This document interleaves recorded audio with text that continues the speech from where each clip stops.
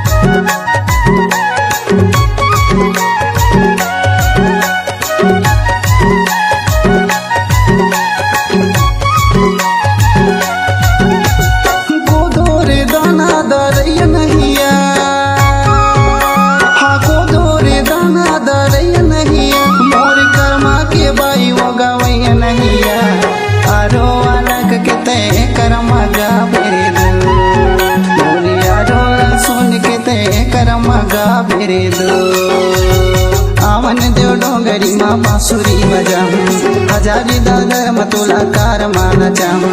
आरो या लख के ते करमा गा बेरे दो बोली न सुन के ते करमा गा बेरे दो